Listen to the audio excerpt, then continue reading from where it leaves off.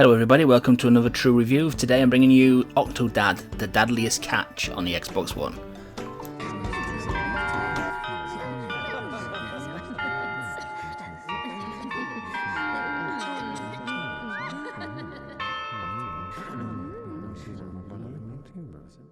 He's just running late. He's always So, Octodad, well, I had heard about this game and never obviously played it before, and it's finally come to the Xbox One, and I'm really glad it did. What a crazy old game this is.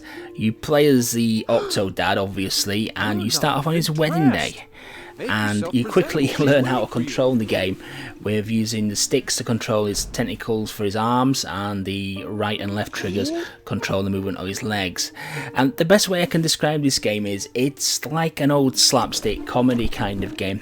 You know, like the old like Three Stooges or Laurel and Hardy. They're just trying to do a simple everyday task, but for some reason they can't do it. They're just absolutely useless, and one disaster befalls them after another.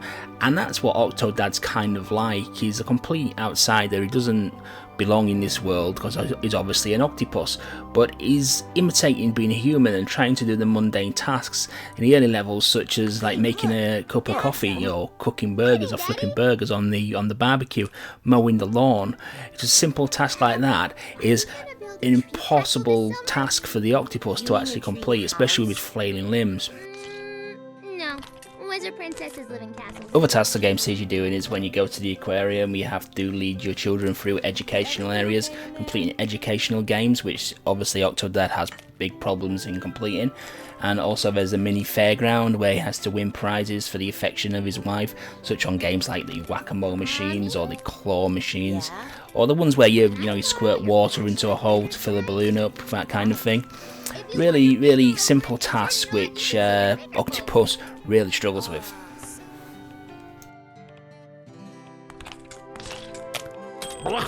Oh, you're fine. It has a running joke through the game that nobody actually knows this guy is an octopus, and that's the key to your success or failure in the game. You have to try and complete the task with causing as little damage or a little fuss as possible, which is difficult when the controls are really awkward to use, and they're intentionally done like that because you're supposed to be playing an octopus who's flailing around trying to live in a human world. So much more time with us lately.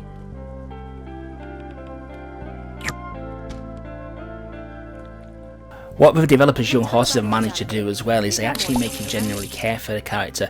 It's quite clear from the onset when you get to about the second level that this guy, despite being an octopus, only has one motivation, and that's to do the best for his family. He really does care for his kids and his wife, who, like I say, are completely oblivious that he is an octopus. And that is something your horses have to be commended about, because you can play many AAA titles with runtimes of 10 to 15 hours and you don't actually care about the characters. They're just somebody who you're dragging through the game kicking and screaming. But honestly, this guy, you do genuinely feel for him. Are we ever gonna play soccer together?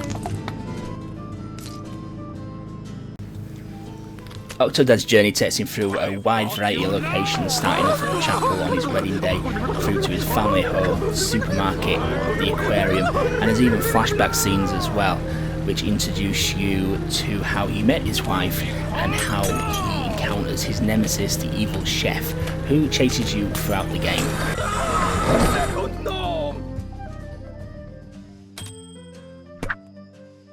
Honey, what's going on over there?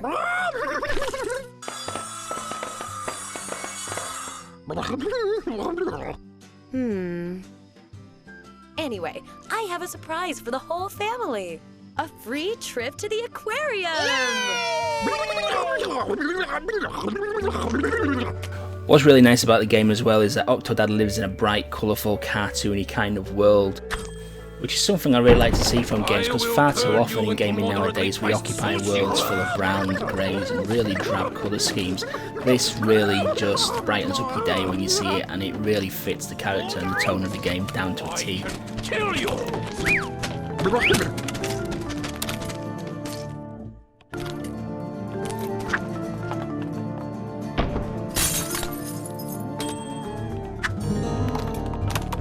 There you are! We were getting worried. You're always up to something odd. What were were you doing back there? All the characters are well drawn in a cel-shaded kind of way. The Octodad himself is very detailed. You can see all the suckers on his tentacles as such, and each of the levels has their own distinct feel to it as well. You can see there's no like reused graphics or anything. They've all got their individual theme to them.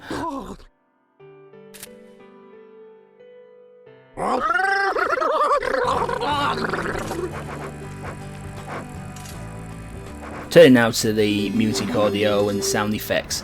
This is one of the game's real strong points. The voice acting especially is really high quality, which I think is what immediately makes you like Octodad and his family and genuinely care about the character.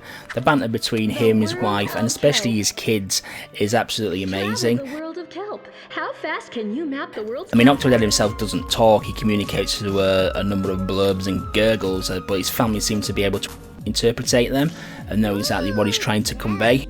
They make me feel like I'm wrapped up in a warm, cozy blanket made of jelly. But the stars of the show have to be his son and his daughters. Some of their lines are absolutely amazing and bring a smile to your face, whether they're just bickering between one another or nagging the parents for something, or even acting as a distraction so Octodad can actually bypass somebody who recognises him as an octopus. It's just really, really good.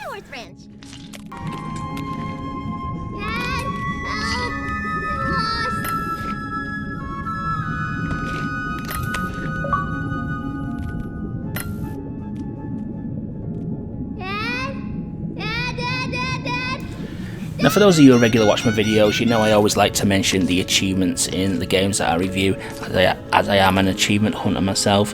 This game has 29 achievements for the usual 1000 gamer score.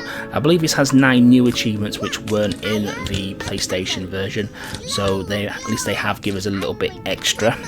The list itself is pretty straightforward. Most of them are for doing miscellaneous tasks or little mini challenges within each of the individual levels, but there are some for completing the game without failing. If you do play it on the easiest difficulty level, most of the opportunities to fail are actually removed from the game itself.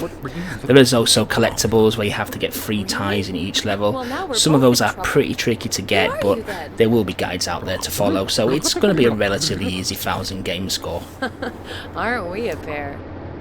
Say, Is the octopus here? that's Chef! He's been watching for stowaways the whole 3 years. So overall, I'm going to give Octodad Dadliest Catch an 8 out of 10. I really enjoyed this game. It's something truly unique. There's not anything really like this. It's funny, it's slapstick, it brings a smile to your face. There is a few problems with the game. It could do with being a little bit longer because you can actually complete the game in probably about 4-5 hours, maybe even less, but it is helped that there is 2 DLC levels thrown in for free as well. If you're going for the full achievements, there is obviously the collectibles to go for, so that will add a little bit extra to the runtime. The other issues with the game is that sometimes some of the delicate tasks you have to do are a little bit hit and miss, and his tentacles do get a little wrapped around objects a bit too easy. But at the end of the day, that is the whole key to the game really. You are controlling an octopus who's living in a world he shouldn't be living in, and it's the difficulties that come with it. The only other issue as well is you've got no control over the camera whatsoever, and sometimes it does give you really poor views of what's going on and can be a bit erratic at times. Right octopus coming up! So I hope you enjoyed that review, guys, as much as I enjoyed the game. Please remember to put a like, comment and subscribe on the video. It does really help the channel, and if you've not already done so, please follow me on my social media pages. It does help me get these games to you as quickly as possible on or before release. Thanks everybody for watching, and thank you for your continued support.